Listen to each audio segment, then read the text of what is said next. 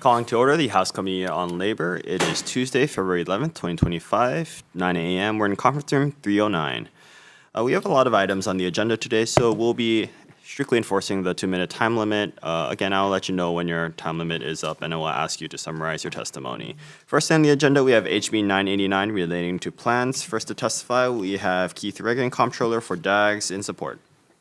Good morning, Chair, Vice Chair, members. Keith Reagan, Comptroller, Department of Accounting and General Services. We stand on our written testimony in support of this measure. Happy to answer any questions you may have. Mahalo. Thank you. Any other persons here to testify on this measure? Please come up ahead and state your name. Good morning, Chair, Vice Chair, members of the committee. My name is Meyer Cummins. I work for DAG's Land Survey Division. I'm here in support of this bill, and I just want to let you know I'm available for questions. Thank you. Any other persons here to testify on this measure? Seeing none, members, any questions? Seeing none, we'll be moving on to HB 90 relating to public employee compensation. First to testify on this measure, we have Keith Reagan, Comptroller, DAGS, with comments. Morning, Chair, Vice Chair, members. Keith Reagan, Comptroller, Department of Accounting and General Services, State of Hawaii. Stand on our written testimony providing comments on this measure and happy to answer any questions you may have. Mahalo. Thank you. Next, we have Kamakana Kaimuloa, UPW, in support. Chair, Vice Chair, members, Kamakana Kaimula, UPW. You have a written testimony in support, and we'll stand on that. Happy to answer any questions. Mahalo. Thank you. Next, we have Randy Pereira, Executive Director for HGA, in support. Good morning, Chair, Vice Chair, members. Nui Sebastian with HGA. We'll stand our written testimony in strong support of this measure. Mahalo. Thank you.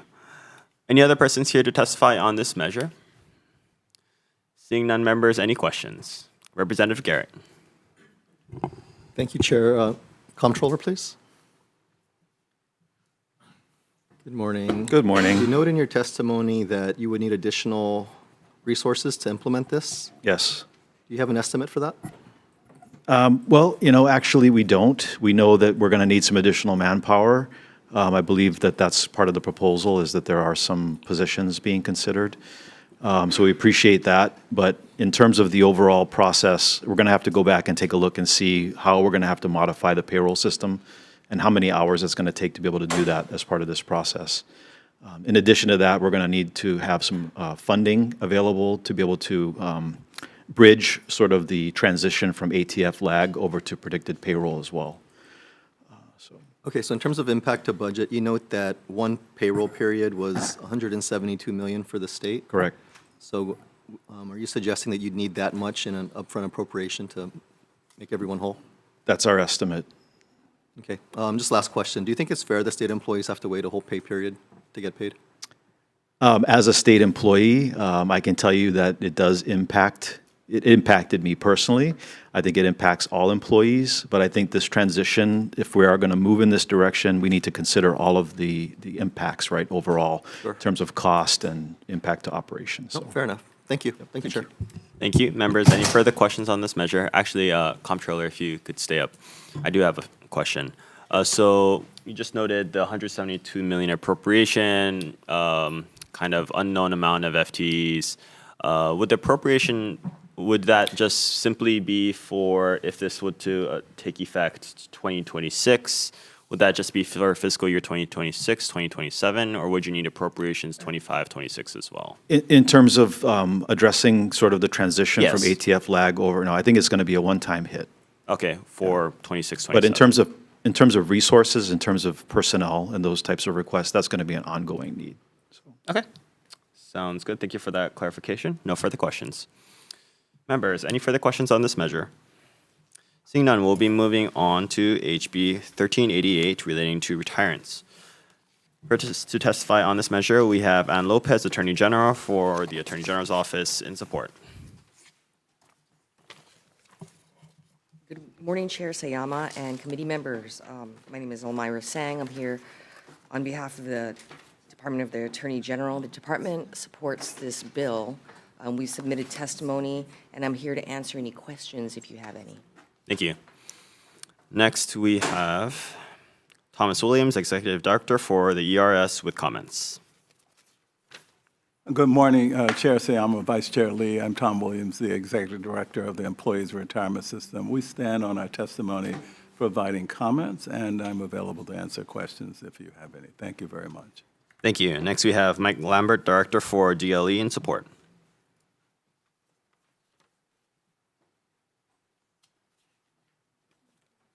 Good morning. I'm Jared Redula, the Deputy Director for Law Enforcement. Our department is in support of this measure, and I'll be here to answer any questions. Thank you. Thank you. Any other persons here to testify on this measure? Seeing none, members, any questions? I have a question for ERS. So this bill, right, changes the 12-month break period to 6 months for this particular position, and you noted in your written testimony that 6 months may be allowed by IRS and may fulfill that requirement.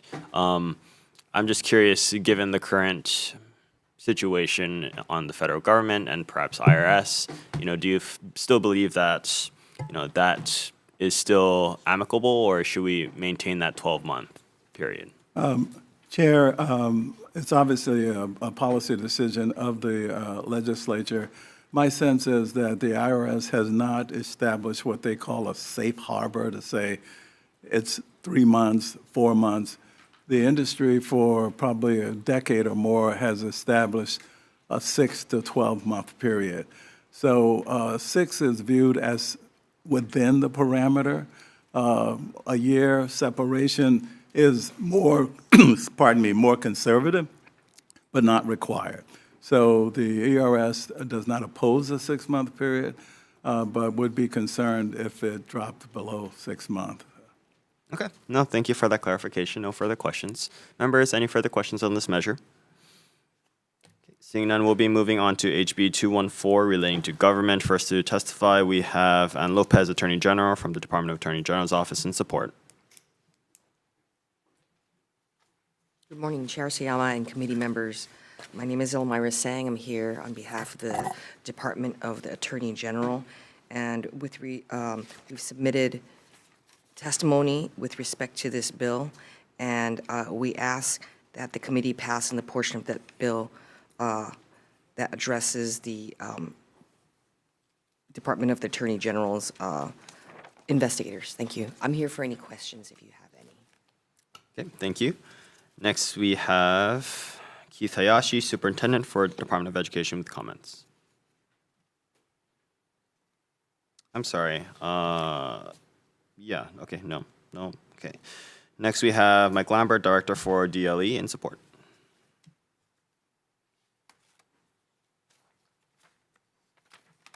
Good morning again, Jared Redula, the Deputy Director. Department's supporting this proposal as well, emphasizing the school resource officer portion. Thank you. Okay, thank you. Are there any other persons here to testify on this measure? Seeing none, members, any questions? Question for DLE.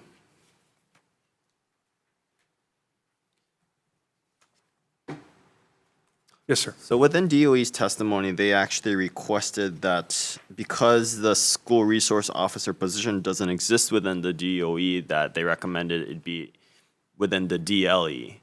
Is that something that your department would find, amicable or working with? Yes. Okay, perfect. Thank you. No further questions. Members, any further questions on this measure? Seeing none, we'll be moving on to HB 841 relating to retired teachers. First to testify on this measure, we have Ann Lopez, Attorney General from the Department of Attorney General's Office, in opposition.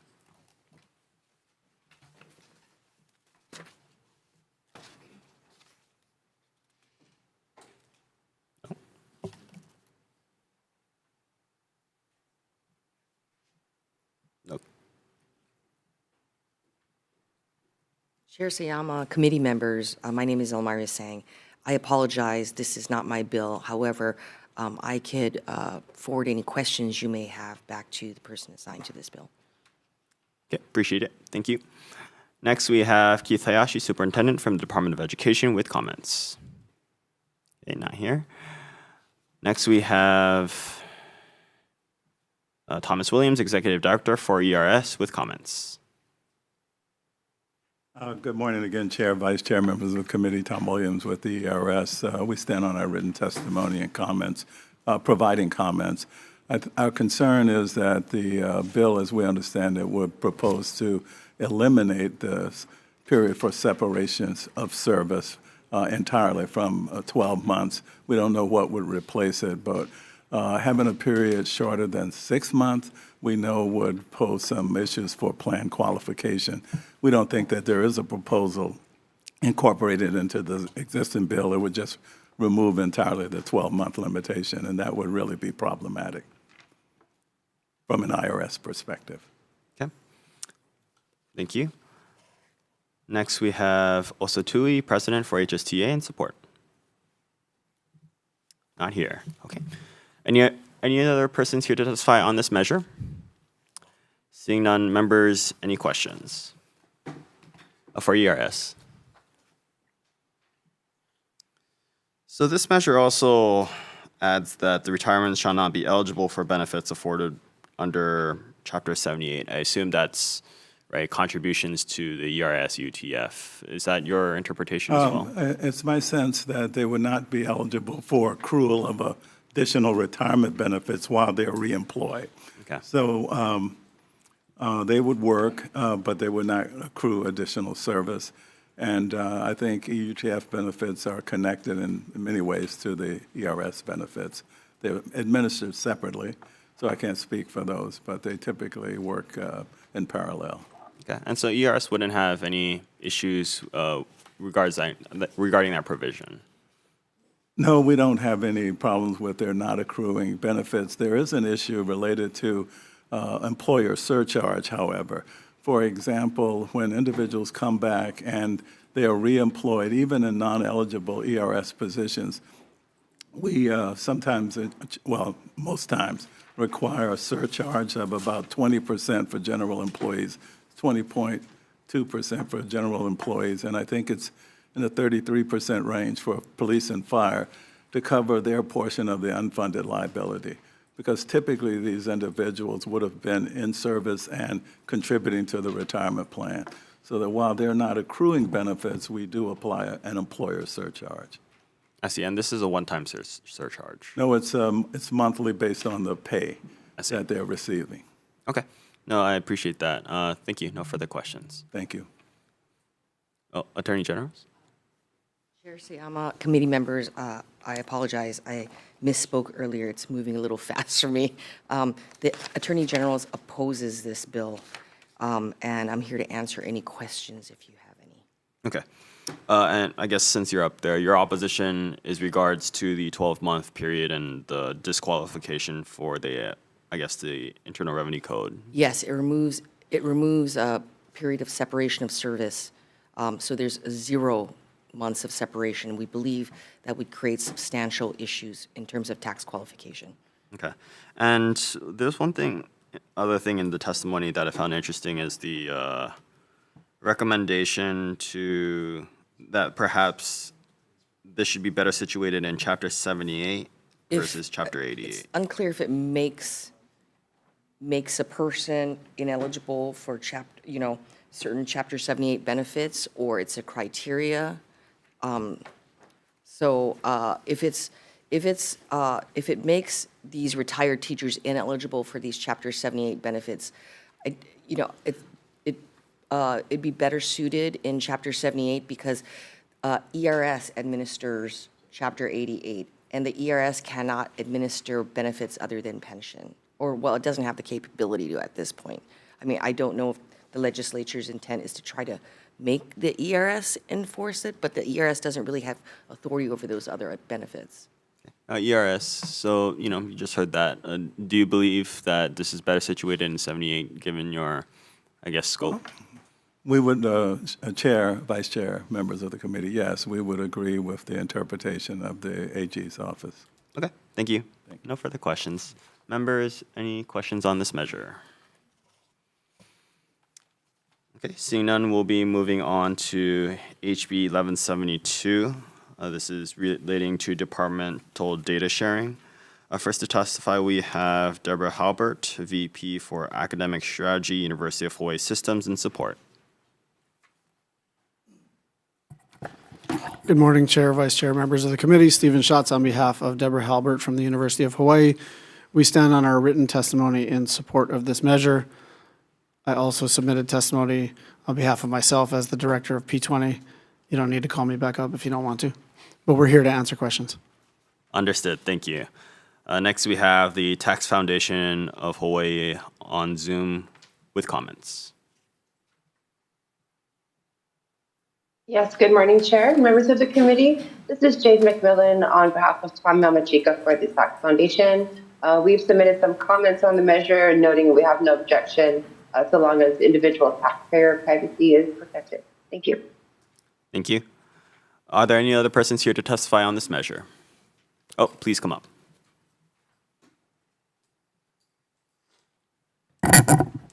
Good morning, Chair, Vice Chair, and committee members. Gary Sugunuma, Director of Taxation. The department stands on its written testimony in support of this administration measure. I'm here to answer any questions. Thank you. Okay. Thank you. Are there any other persons here to testify on this measure? Seeing none, members, are there any questions? Okay. Seeing none, we'll be moving on to the next item in the agenda, HB 1152 relating to tax administration. I'm sorry, this is, oh yes, 1152. Okay, first to testify, we have Gary Sugunuma, Director of the Department of Taxation, in support. Good morning, Gary Sugunuma, Director of Taxation.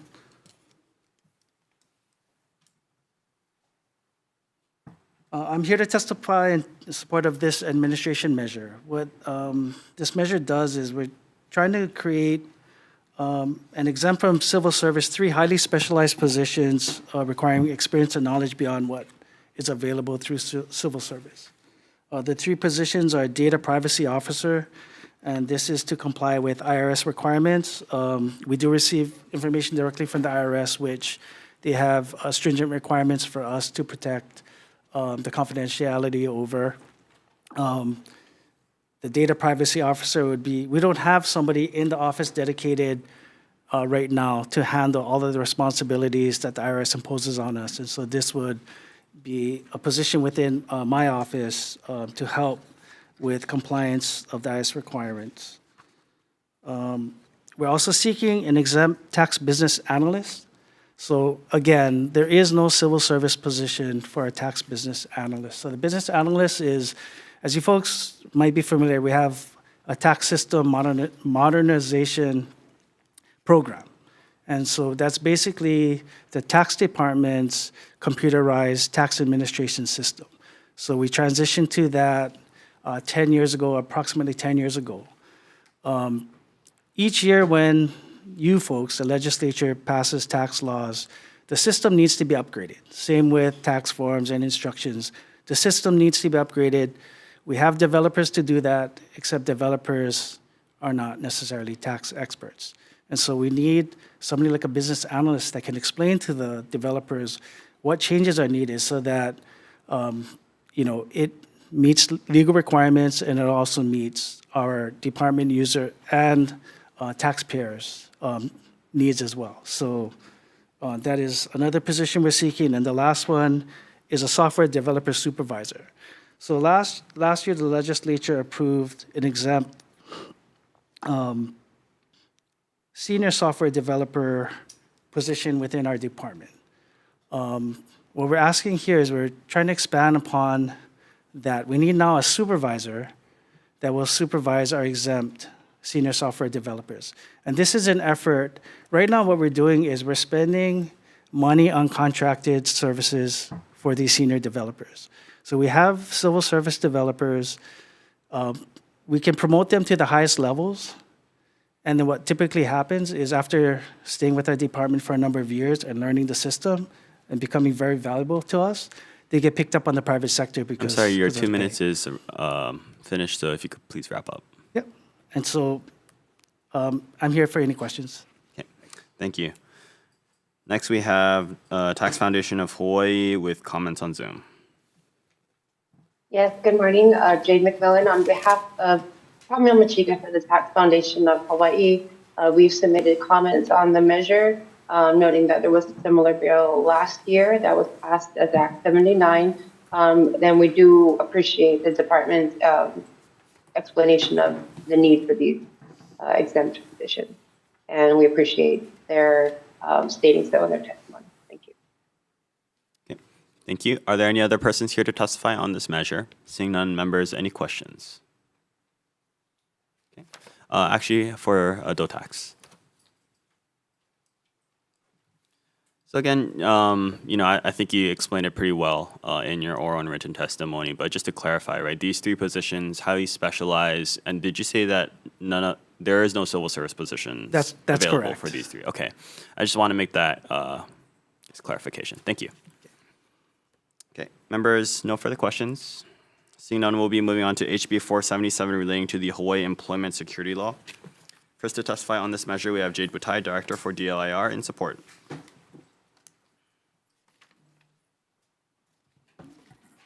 Good morning, Chair Sayama, Vice Chair Lee, and honorable members of the committee. I'm Jade Butai, Director of the Department of Labor and Industrial Relations. We stand on our testimony in strong support.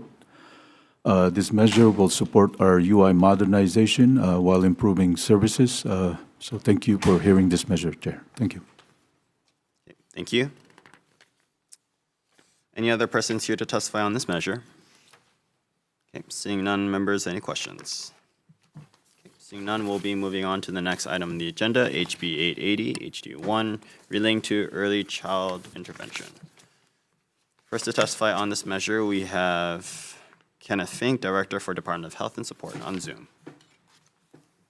Hi, my name is Matt Shim. I'm Chief of the Family Health Services at the Hawaii State Department of Health. The department stands on its testimony in support, and I'm here to answer any questions. Thank you.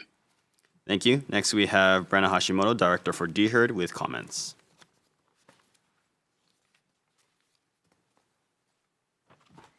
Good morning, Chair, Vice Chair, and members of the committee.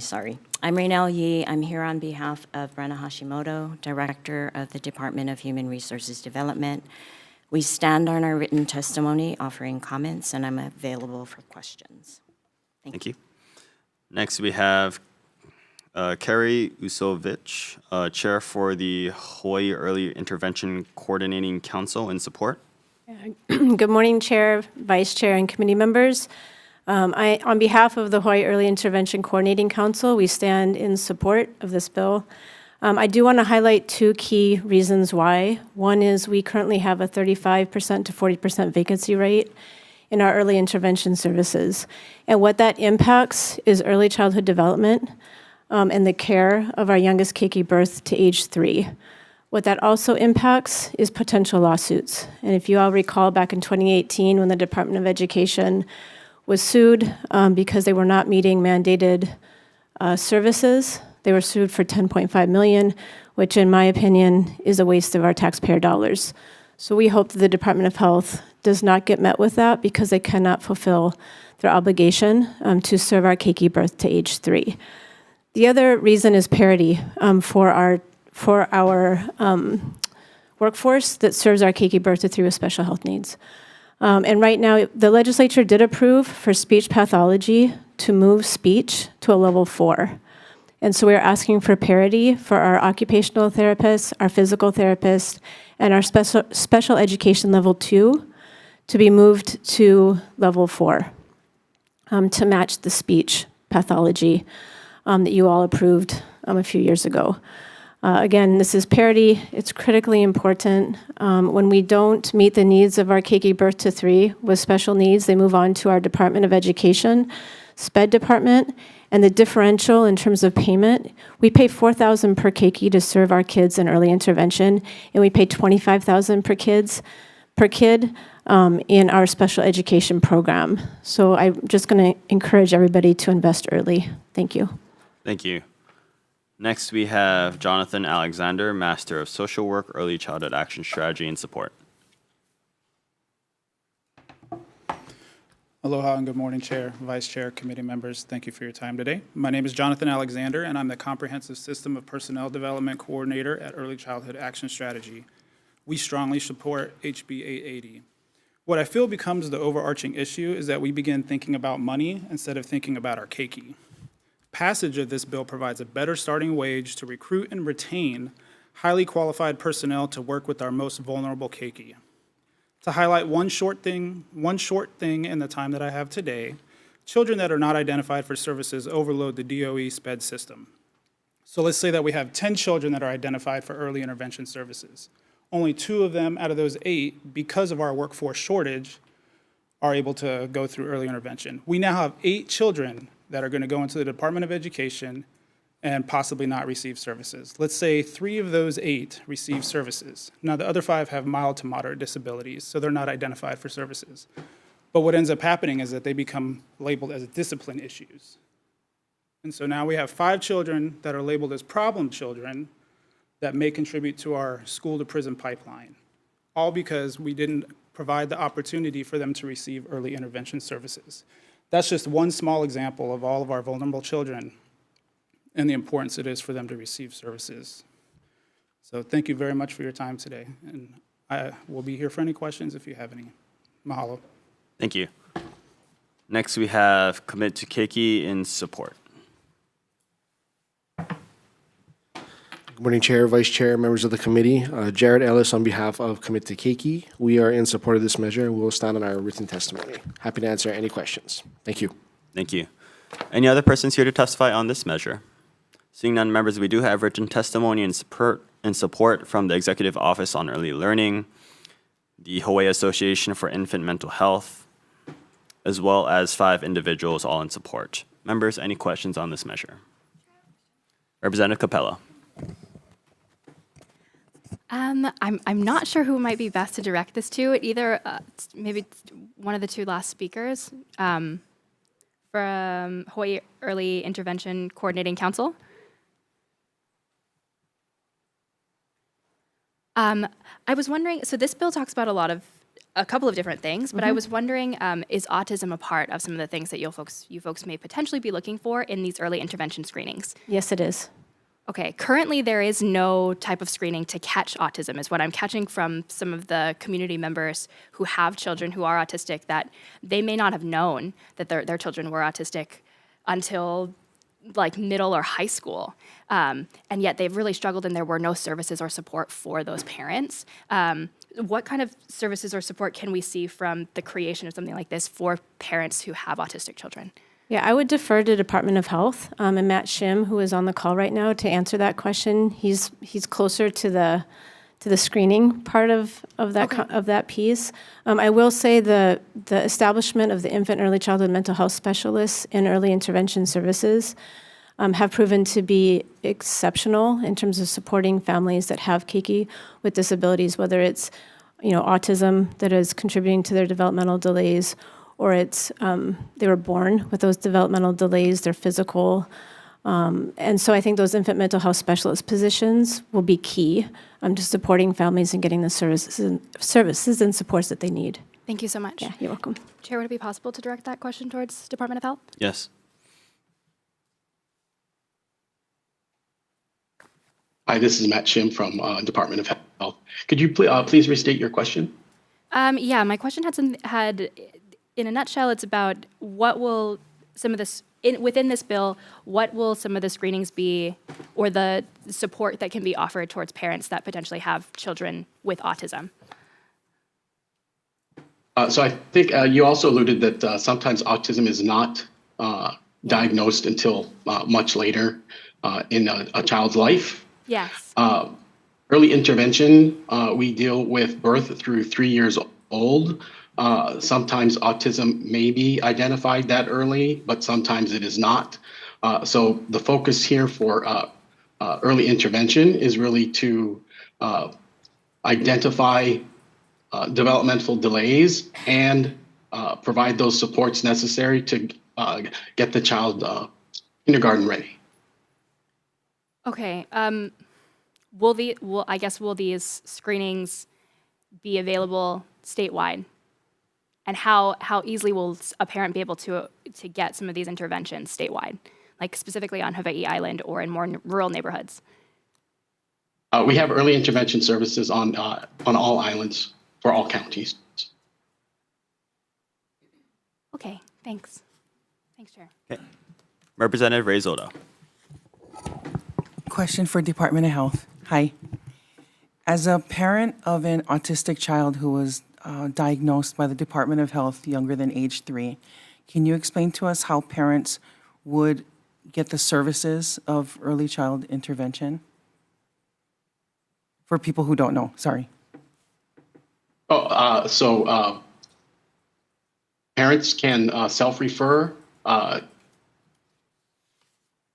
Physicians can refer. There's many pathways to referrals for early intervention. Through developmental screening, children may be identified. Preschool, again, parents identifying a child who may not be making particular developmental milestones can contact early intervention, and they can do assessments. Thank you. Members, any further questions? Actually, I have questions for DHERD.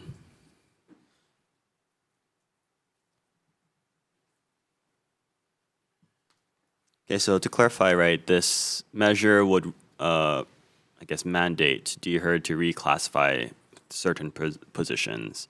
I think it's just my understanding that DHERD already has the authority to reclassify positions. Can you kind of elaborate? So yes, we do. For these particular classes of work, it's delegated to the Department of Health, actually, their DHRO office.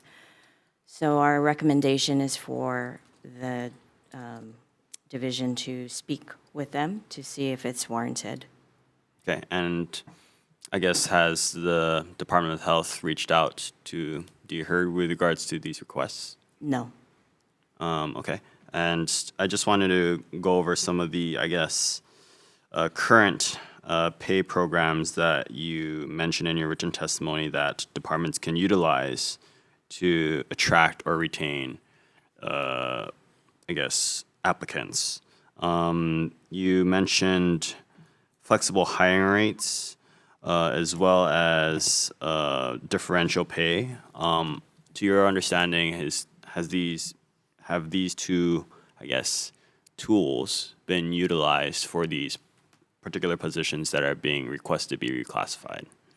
With regard to flexible hiring, I would have to check our data source to see if they've utilized that.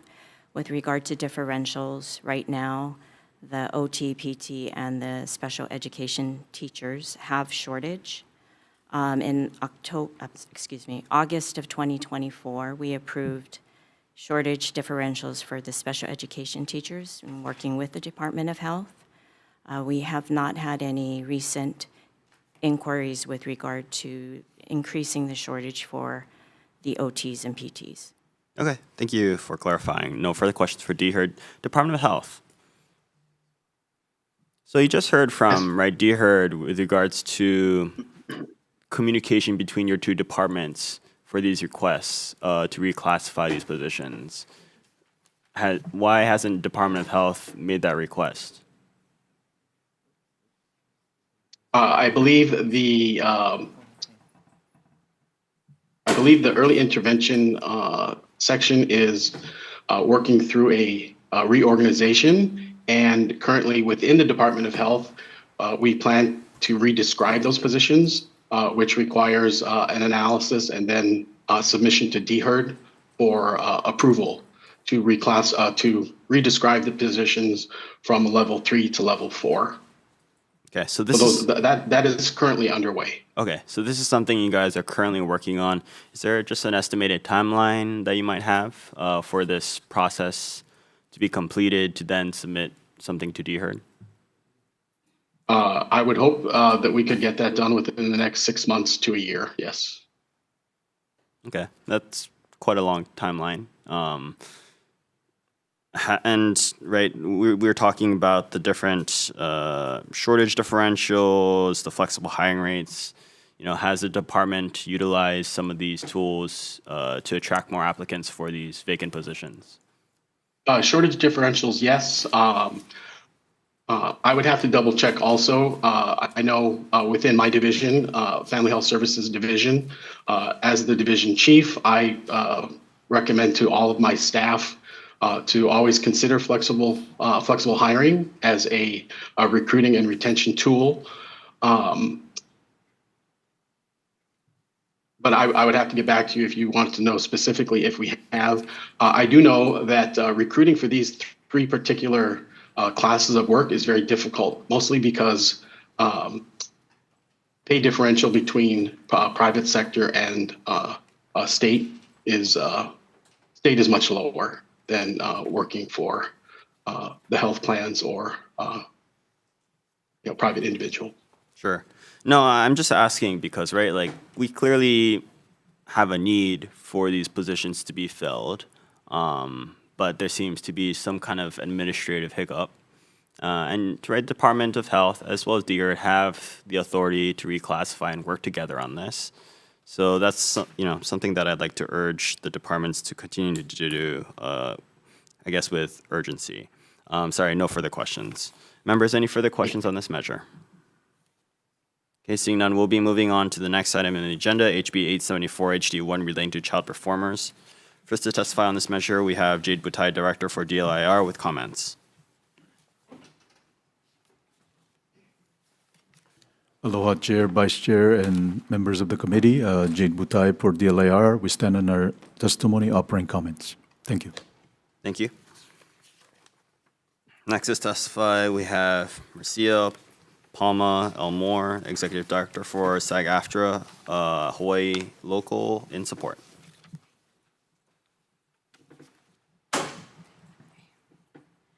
Hi, good morning. My name is Marisha Palma Elmore, and I'm the Executive Director of SAG-AFTRA. We represent everyone in front of the camera and behind the mic here in Hawaii. Thank you so much for hearing this. I'm going to stand on my written testimony in support, but I did want to call attention to the specific provision regarding social media influencers and child social media influencers. I want to thank again the introducers of this bill in this committee and the past committee for hearing it.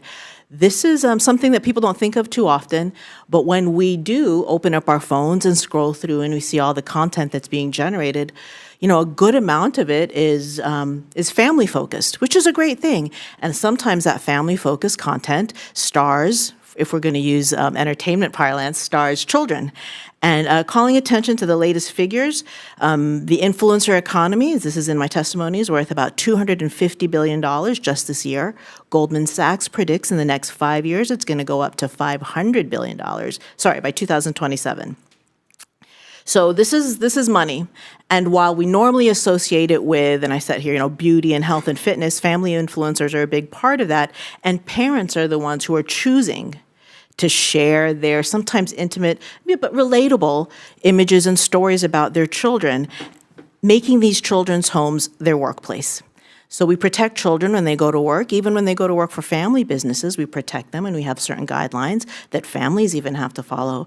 I think it would only make sense for that also to apply to social media influencers whose parents are making a business out of their children. Thank you so much. Okay, thank you. Next, we have Michael Goloyuk Jr., President for Pride at Work Hawaii, in support on Zoom. They here? Okay, not present. Any other persons here to testify on this measure? Seeing none, members, we do have written testimony in support from 2 individuals. Members, are there any questions on this measure? Okay, for DLIR.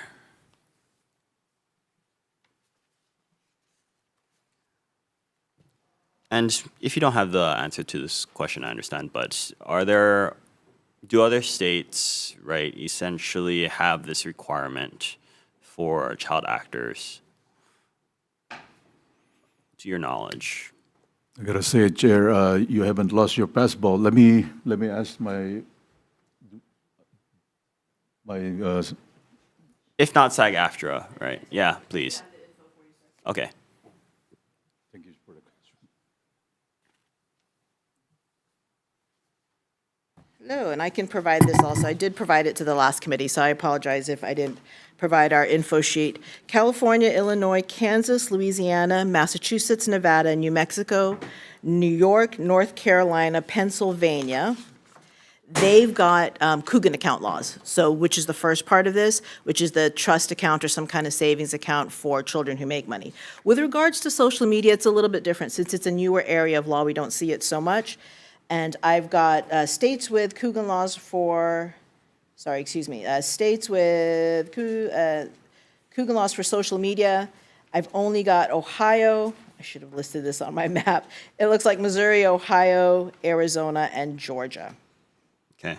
But I can provide this for you. But it's not without precedent. It does exist. The social media part, yes, it's newer, but definitely for Coogan laws, it does exist. Okay, and so how does, I guess, the regulating entity of these states, right, verify this account? So that would be something that I guess would be the Department of Labor and their counterparts to work with the different states. I can also do that research for you, sir, and get that to you if you want just a, Okay. an outline of where the money or who's in charge of seeing where the money goes. I don't have that offhand. Okay, I appreciate that. And Thanks. sorry, if you could stay up. Sure. Right, with regards to the social media aspect, I just want to clarify. So if a parent were to post a video and be able to gain revenue from that video with the child in the video, they would have to have this account made prior to gaining any kind of revenue, or else they'd be in violation. As it stands today, no. So as it stands today, if you were to post pictures Right, of... no, I meant with the if- passage of this. It could be structured that way. The way the bill is written now, you would include social media influencers under minors in theatrical employment. So that would be the first step. So now, under minors in theatrical employment, social media influencers would be considered theatrical employment. Then the next step would be instituting these kind of trust accounts for minors in theatrical employment, which now social media influencers are covered under that umbrella. So it really is a two-step process if you want to include social media employment in this. If that weren't part of it, then it would just be traditional, your child gets a part on a TV show. Now, generally speaking, the producers will pay in 15, 10% into an account for that child. That's something that producers will pay into. How it's structured now, because it is newer, I agree there'll have to be some work and some thought put into how it will be structured. Okay. No, thank you for answering my Thanks. questions. No further questions. Members, any further questions on this measure? Okay, seeing none, we'll be moving on to HB 478 relating to employment. First to testify, we have Jade Butai, Director for DLIR, with comments.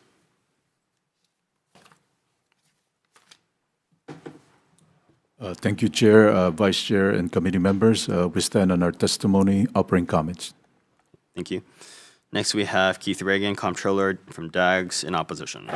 Morning, Chair, Vice Chair, members. Keith Regan, Comptroller, State of Hawaii Department of Accounting General Services. Stand on our written testimony opposing this measure. Happy to answer any questions you may have. Mahalo. Thank you. Next, we have also Tue, President for HST, in support.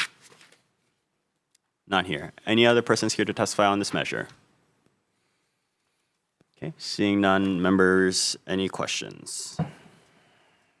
Okay, I would like to call up DAGS. So I think there are probably like a dozen points that are highlighted in your written testimony with regards to concern for this measure and how would it impact DAGS. If you could maybe elaborate on some of those concerns, yeah, please.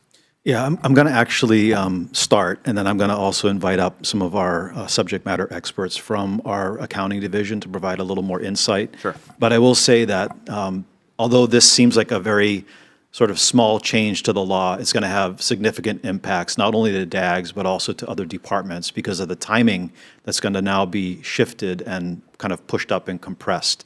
So that's going to mean additional work and effort from the department standpoint. I will note that when we start to think about the cost of this, there will be, similar to the previous measure that we discussed, a amount of monies that are going to be needed in order to transition and support this change. And this is because we need to move the approximately 90,000 after the fact employees that are on that payroll regime into the lag regime, which means that we're going to have to do like a catch-up, which is going to equate to approximately $138 million to be able to do that and make that shift. So there's a financial impact. There's also a resource impact, not only within DAGS, but also the departments. Furthermore, when you look at if there's any sort of delay or any sort of missing of payroll, and now we're going to be subject to possibly fines, right, from the DLIR. So when you start to think about sort of the cost impacts, if we do, for whatever reason, miss or are delayed in issuing a paycheck, there will be impacts and costs to the state as well. So if you have specific detailed questions from an operational standpoint, we do have our accounting division staff here that can get into the weeds on this. Okay, no, I think that summarizes it pretty well. Appreciate it. And DLIR.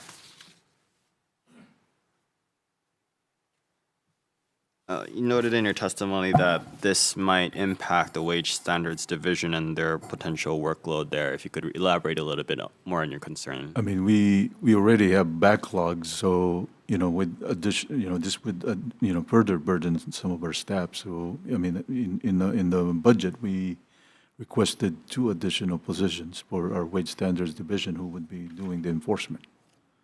Okay. And I don't know, maybe this is DAGs or DLIR. Well, it depends, but right, this would change or remove the exemption that currently exempts state, county, federal government, right? I'm just curious what the principle behind that exemption is. Why is it there? What's the virtue of it? No. Okay. Okay. No. If can't. No. Thank you for that clarification. Okay. Members, any further questions? Seeing none, we'll be moving on to HB 161 relating to collective bargaining. First to testify on this measure, we have Brenna Hashimoto, Director for DHERD, in opposition.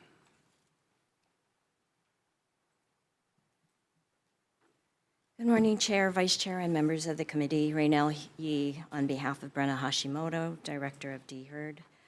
We stand on our written testimony in opposition. Thank you. Okay, thank you. Next, we have Kamakana Kaimulo, UPW, in support.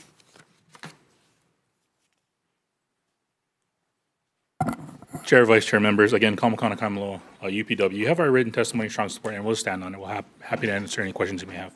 Okay, thank you. Next, we have Randy Pereira, Executive Director, HGA, in support.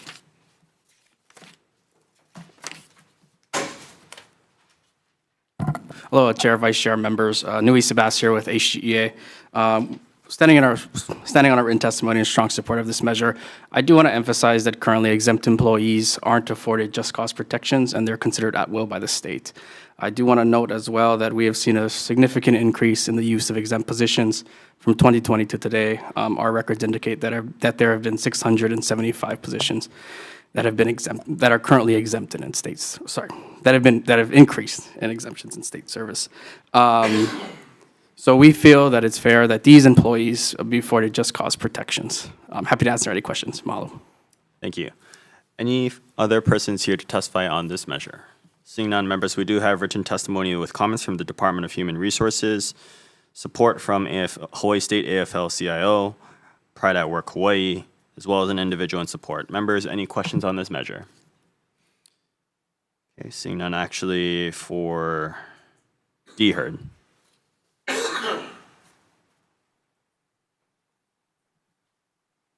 So I think we saw and heard from HGA's written testimony, right? There's been a substantial increase in the number of exempt positions effectively after 2020. And so given this increase, right, I'm just curious what mechanisms, processes exist within statute and administrative rules that provide these employees with some kind of mechanism to dispute or appeal, perhaps termination, right, decisions.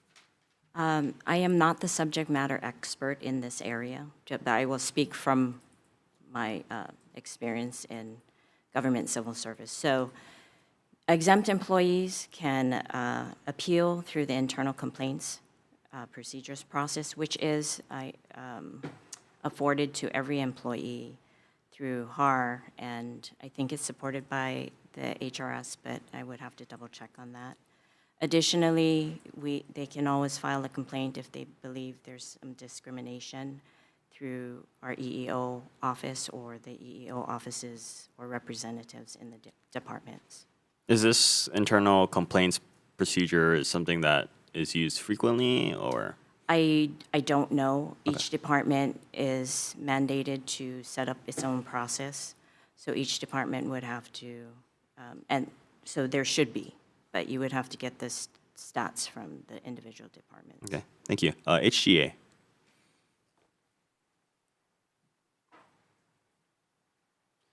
So really the same question, right? What, we heard this internal complaints procedure. Is there anything else? And if not, what is your members' experience with this procedure or process? Right. So from kind of what we gather is the Merit Appeals Board, there's a significant backlog to our understanding.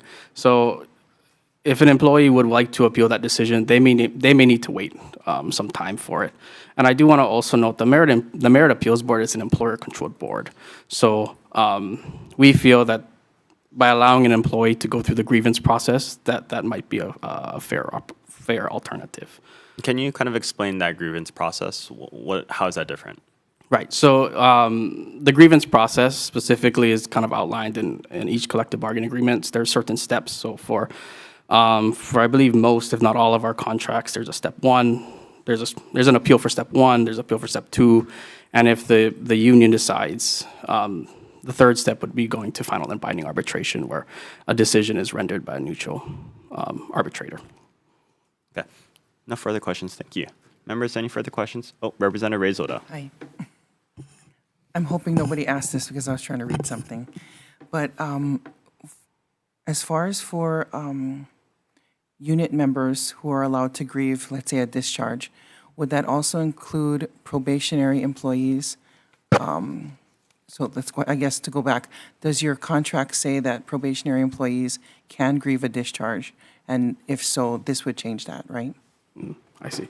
Thank you for your question. I believe contract employees that are at least civil service, they're at will until they meet their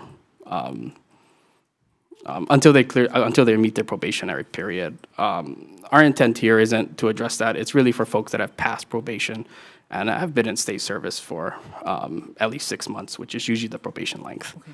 Thank you. Thank you. Okay. Members, any further questions on this measure? Seeing none, we'll be moving on to 1059 HD1 relating to the Hawaii Emergency Management Agency. First to testify on this measure, we have James Barros, Administrator for HAIMA, in support. Good morning, Chair, Vice Chair, Committee. James Barros from HAIMA. We submitted our written testimony and stand on that. We're asking for 9 positions within the agency. Of these 9, 1 was filled when I took over the agency 2 years ago, and I have not been able to fill any of them after countless postings, several boards. Of the 9, 6 are in supervisory roles within the agency. Thank you. Next, we have Randy Pereira, Executive Director for HGEA, in opposition.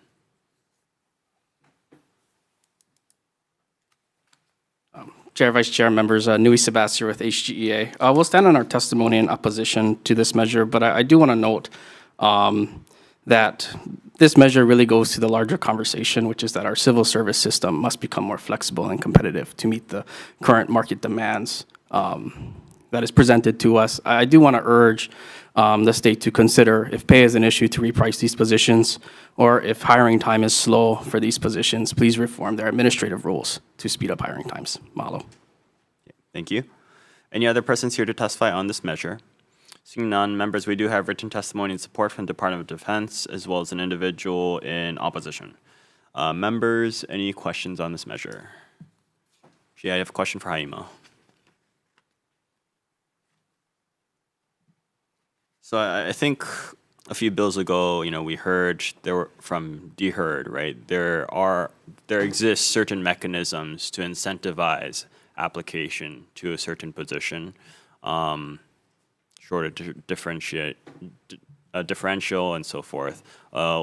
Just curious, what has HAIMA been doing to maybe attract more applicants for this? We've, in the interview process, we've used that incentive pay where we can offer a little higher on the scale, on the pay scale. The individual declined and took the job with FEMA. So we've worked some of the internal DHERD programs. In the past 2 years, it hasn't worked. Okay, and like HGA was saying, right, there's a more foundational debate here and an effort to streamline are human resources on the state level. Like the other positions, I believe was in the Department of Education, is there an effort, or Department of Health, was there an effort to begin the request to reclassify these particular positions so that we could maybe increase the certain pay for these certain positions that you're asking for? So it's a newer class, the EMS. So we went from civil defense and reclassified into EMS. So we haven't had the time to grow internally from the EMS 2, 3, and 4s to develop into 5 and 6s. So because it's a new class, that's kind of why we're asking for the exemption, is to give us time to internally grow to promote within. And I think HGA said that, or it's your testimony that said that you were able to fill one of these positions. And so, if we reclassify it to be an exempt position, that understandably that individual would be affected by that transition. Is that correct? Yes, sir. Okay. I think that's somewhat concerning for me.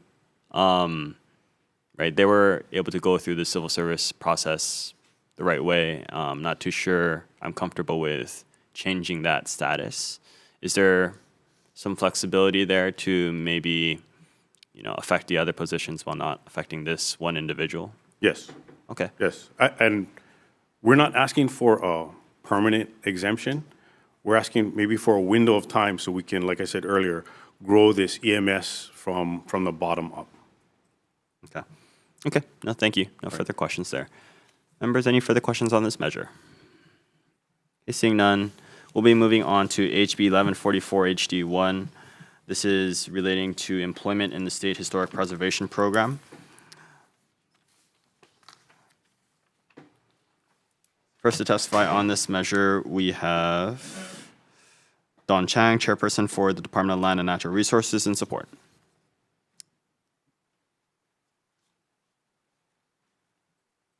Good morning, Chair, Vice Chair, members of the committee. I'm Jessica Puff, the Administrator of the State Historic Preservation Division, here on behalf of Dawn Chang. We stand on our testimony in support, strong support of this bill, and we're here for any questions that you have. Thank you. Okay, thank you. Next, we have Randy Pereira, Executive Director for HGA, in opposition. Hello, Chair, Vice Chair, members. Nui Sebastian with HGA. We'll just stand on our written testimony in strong opposition to this measure. Mahalo. Okay, thank you. Any other persons here to testify on this measure? Okay, seeing none, members, we do have written testimony in support from the Office of Hawaiian Affairs. Members, any questions on this measure? Okay, actually do have a question for DLNR. Hello.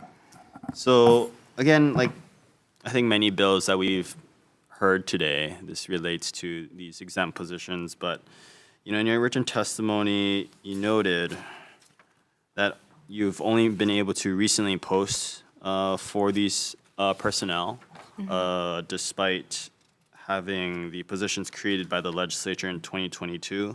I'd just like to understand the delay in that posting.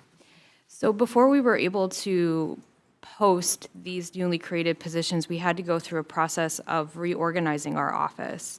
And that process and then we also had to create the position. So the process of reorganization and then the process of creating all the position descriptions and getting all the internal approvals has taken several years. I'm not entirely aware of all the hurdles. I think that my predecessor, Dr. Alan Downer, had to jump through most of those himself, but it was fairly exhaustive and time-consuming process to make it all the way through. And now we're finally here, and we're facing a possibility where we'll have to further delay posting those in order to create a classification for these positions now in civil service. So this measure would simply delay that was a 3-year timeline to when? I'm not entirely sure. Based on how long it took for us to go through all the approval processes, I would expect that it'd take at least another year at minimum, if not longer. Okay, year minimum, longer, okay. after, well, I don't know. I don't know exactly when you started posting for this position, but has the department received any lists from DHERD? No. Okay. Not that Is I'm aware. DHERD here still? Nope. Okay. Sorry, and when exactly did you begin posting for this position? So we did previously have, were previously able to, I believe, no, actually, that wasn't, sorry, apologies, I'm confusing one position. We just recently, I believe, started posting these positions in December of 2024. We had been working internally with DLNR to get the appropriate approvals to do the actual physical posting. Okay. And so they're currently posted right now, and we're awaiting the first round of responses, I believe. And exactly what, impact does these vacancies for these positions have? Well, they were created for the purpose of filling a massive need that our office has in order to complete. They're predominantly archaeology positions that fit a huge need in reviewing projects that come to our office under Hawaii Revised Statutes, Chapter 68, 10, 42, and 43, that evaluate the potential of a project to adversely impact subsurface historic properties or EV Kapuna. And so it holds up that ability to review more projects in a timely manner, to not have these positions filled. Okay, thank you. HGA.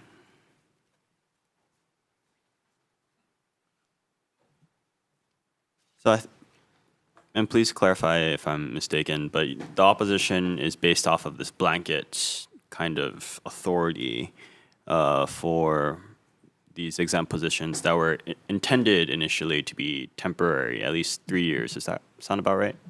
That I'm not too sure on Okay. the original.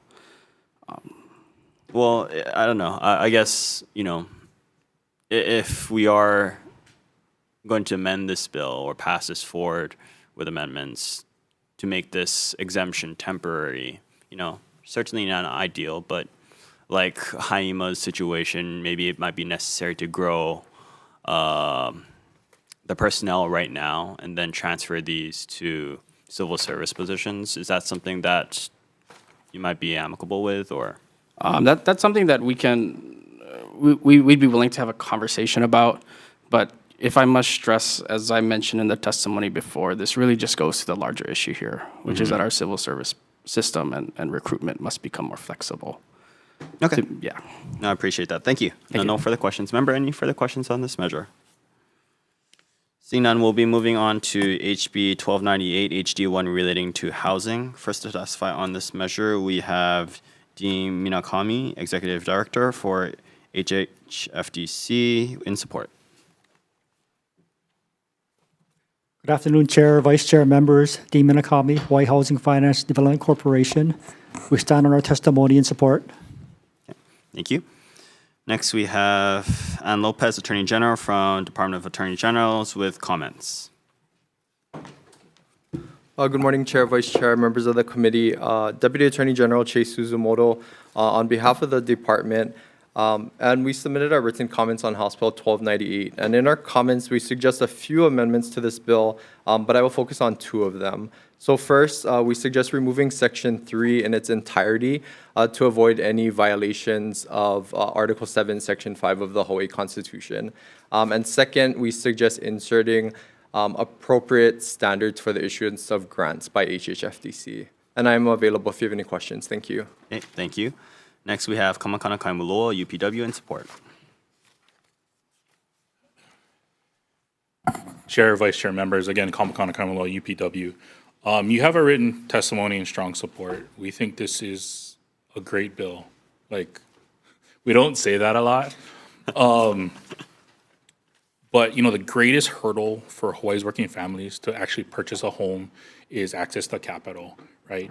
And for many of our members, that really precludes them from home ownership. And with the lease-to-own program, this is an opportunity for them to actually achieve the purchase of a unit.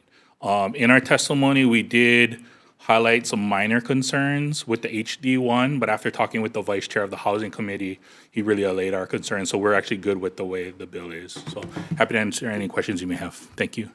Thank you. Next, we have Randy Pura, Executive Director for HGEA, in support.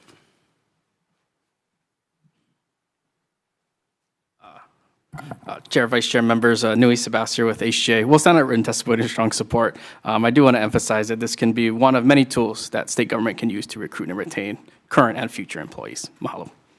Okay, thank you. Any other persons here to testify on this measure? Okay, seeing none, members, we do have written testimony in support from Maui Chamber of Commerce and an individual. Members, any questions? Okay, for HHFDC. So I don't know if you had the opportunity to read AG's written testimony, but you certainly were able to hear their concerns.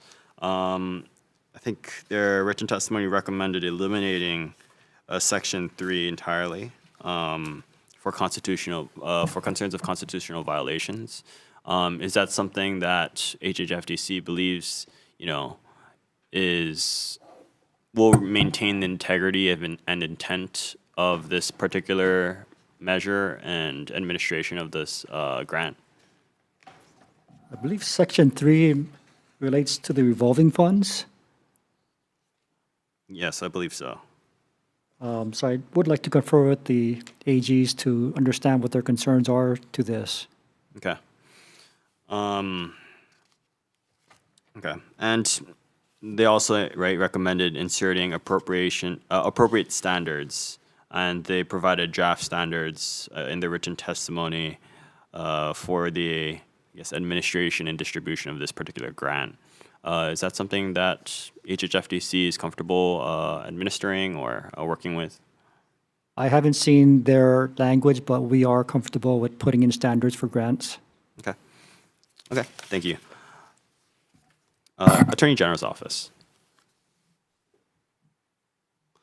Maybe you could clarify for the committee as well as HHFDC with regards to the constitutional concerns in Section 3. Okay, so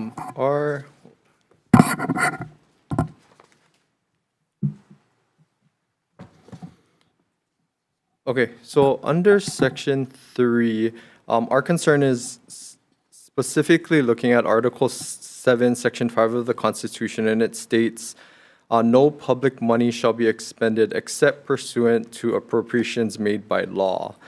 And in reading Section 3, which is on page 19, lines 3 through 20, it exempts the revolving fund in this bill from appropriations and allotments, which would violate and which Article 7, Section 5 prohibits. And that is the department's concern. And that's why we suggest removing Section 3 in its entirety. Okay. Okay. No, thank you. Okay. HHFDC, if you can. Right. So maybe that provides some clarity with regards to the concerns of Section 3. Do you think that there's a fix? Maybe this is just a matter of maybe fixing the language in this bill? Perhaps I would like to talk more about the AGs about how this would affect implementation of the program. Okay. Okay. Thank you. No further questions. Members, any further questions for this measure? Seeing none, we'll be moving on to the last bill on the agenda, HB 1424, relating to appropriations. First to testify on this measure, we have Keith Reagan, Comptroller for DAGS, and with comments. Good morning, Chair, Vice Chair, members of the committee. Keith Regan, Comptroller for the Department of Accounting and General Services. We stand on our written testimony providing comments on this measure and happy to answer any questions you may have. Mahalo. Thank you. Are there any other persons here to testify on this measure? Seeing none, members, we do have written testimony with comments from Department of Human Services and support from the Grassroots Institute of Hawaii. Okay. Are there any questions on this measure? Okay. Seeing none, we'll be taking a short recess. Recess.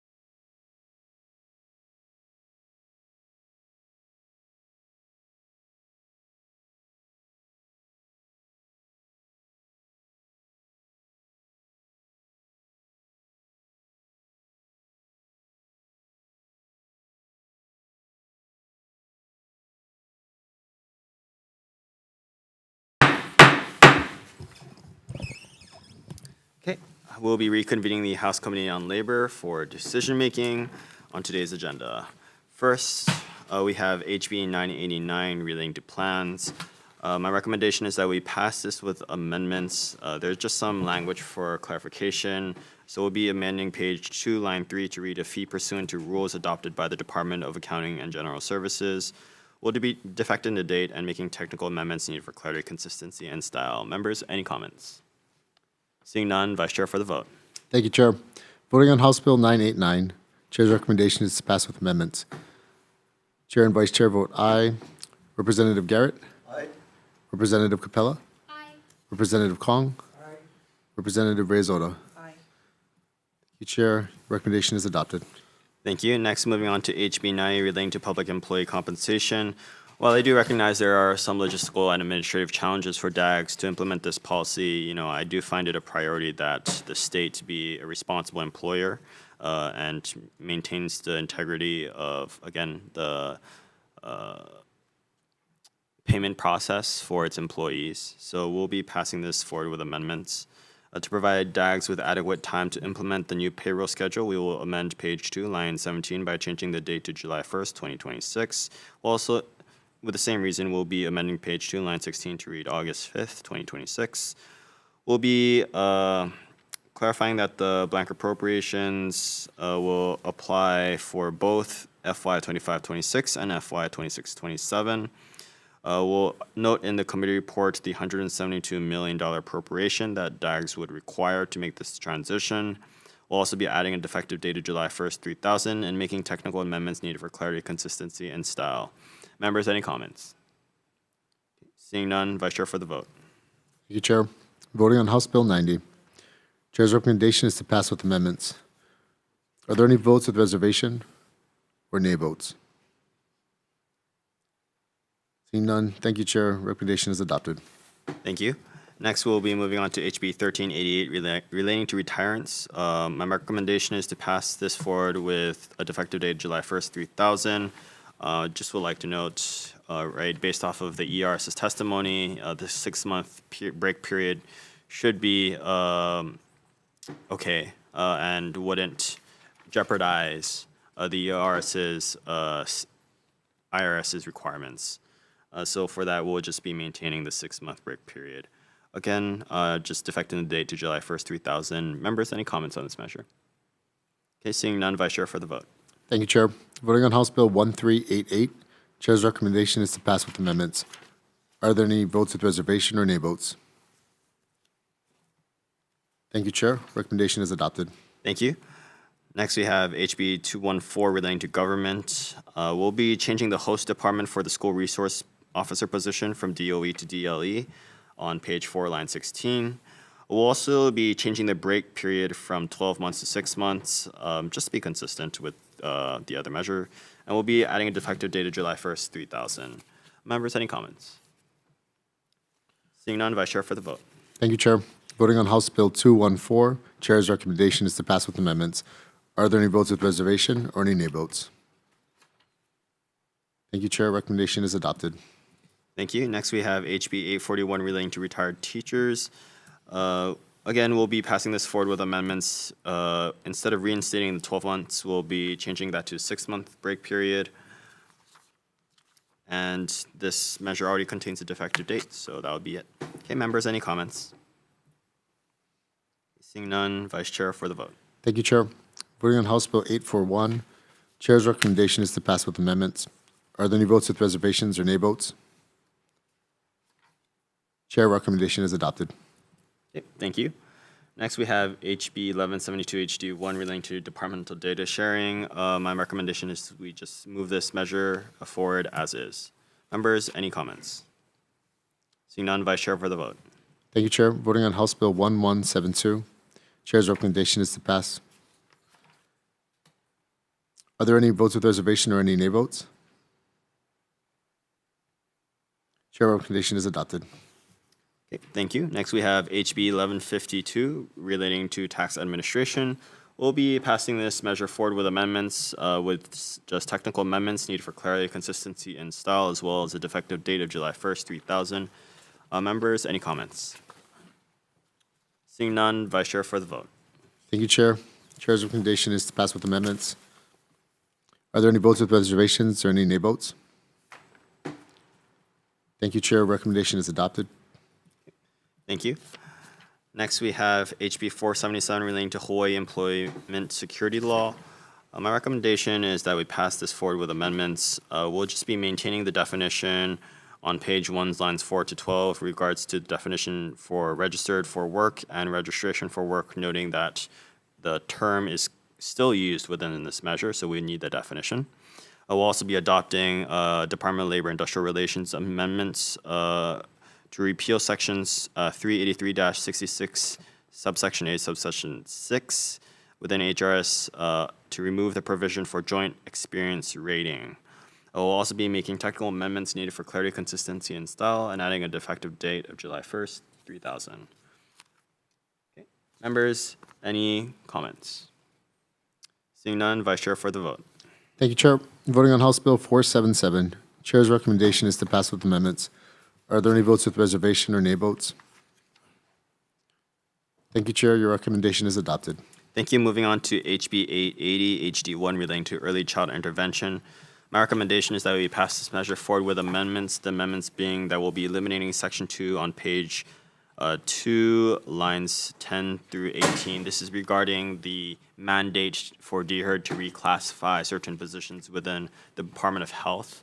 While I do appreciate testimony highlighting the need to fill these vacancies and positions, DHERD, Department of Health, already has the means necessary to reclassify and to provide incentive programs to fill these positions and attract applicants. And so I will be removing that section. Okay. Members, any comments? Seeing none, Vice Chair for the vote. Thank you, Chair. Voting on House Bill 880. Chair's recommendation is to pass with amendments. Members, are there any votes with reservation or nay votes? Chair, your recommendation is adopted. Thank you.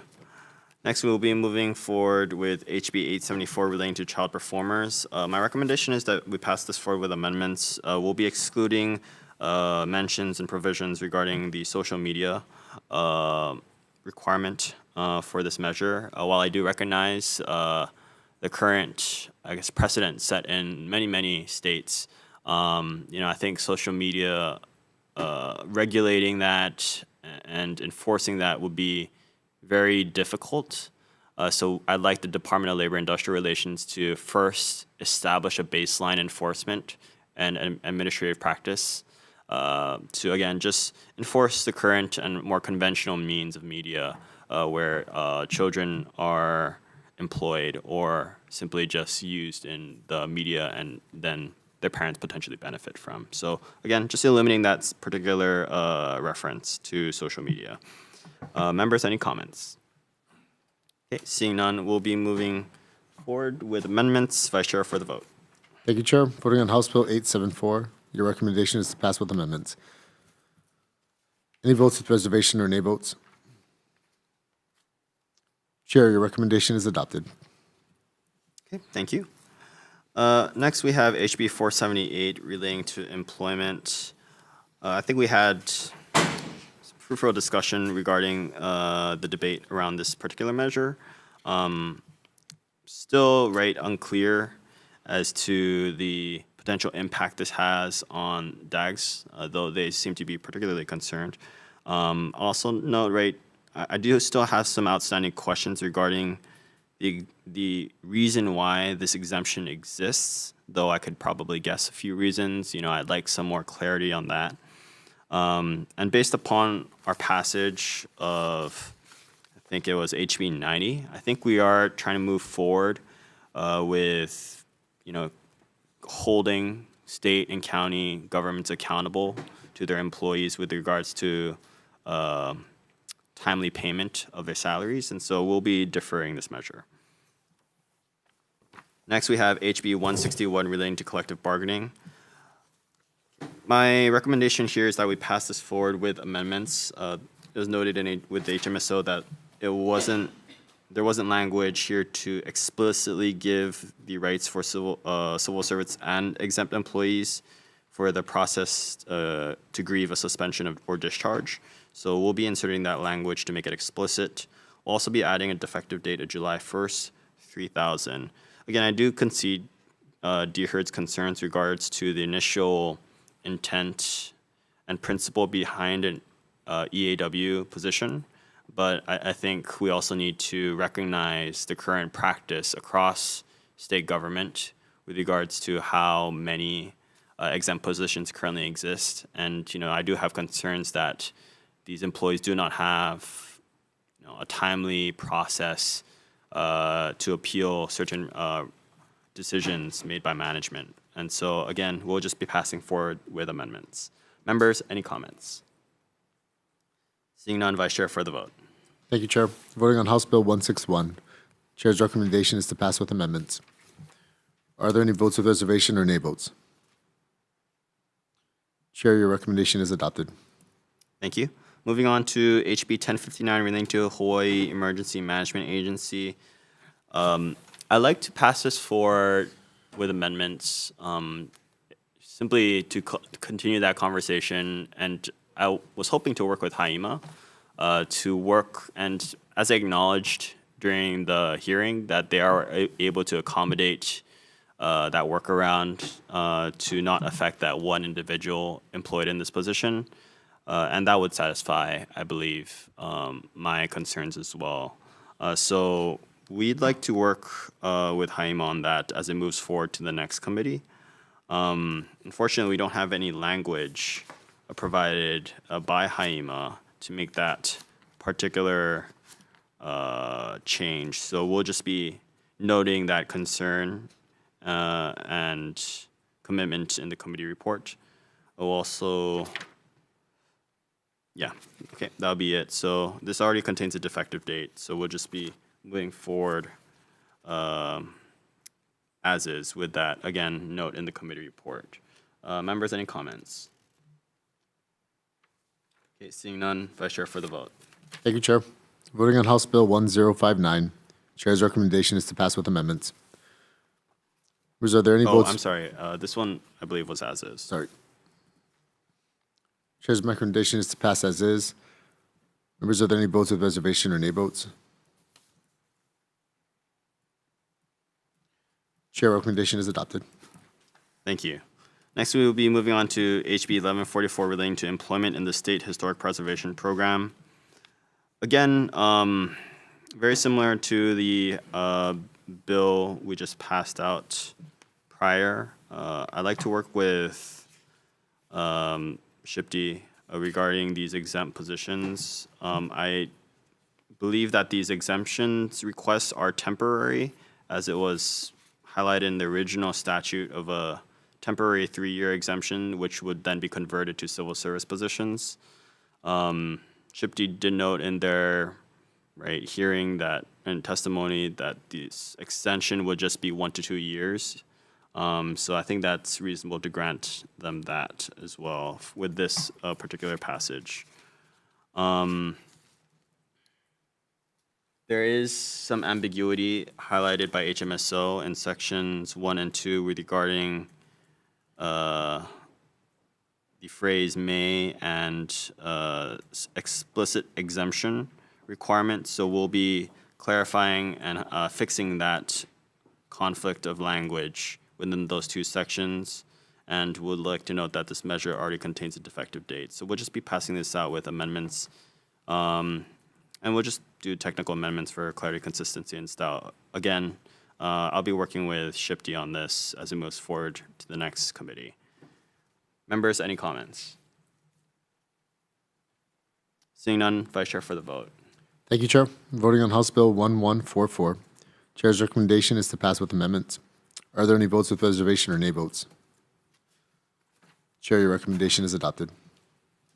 Okay, thank you. Next, we have HB 1298 relating to housing. We'll be adopting the AG's recommended language regards to the standards for the application of this grant. This is written on page 3 of their written testimony. While I do want to acknowledge the constitutional concerns also highlighted in AG's testimony. We will not be removing Section 3 for the purposes of HHFTC and AGs to work on this as it moves towards its final committee. We'll be making technical amendments needed for clarity, consistency, and style. There are also a number of HMSO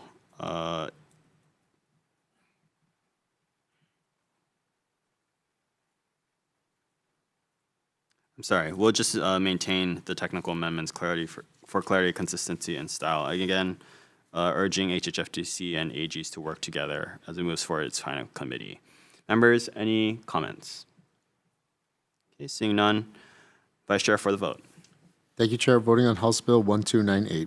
Chair's recommendation is to pass with amendments. Members, are there any votes with reservation or nay votes? Chair, your recommendation is adopted. Thank you. Finally, we have HB 1424 relating to appropriations. We'll just be passing this out with a defective date. Members, any comments? Seeing none, Vice Chair for the vote. Thank you, Chair. Voting on House Bill 1424. Chair's recommendation is to pass with amendments.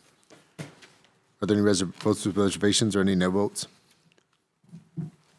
Chair, your recommendation is adopted. Thank you. This hearing is adjourned.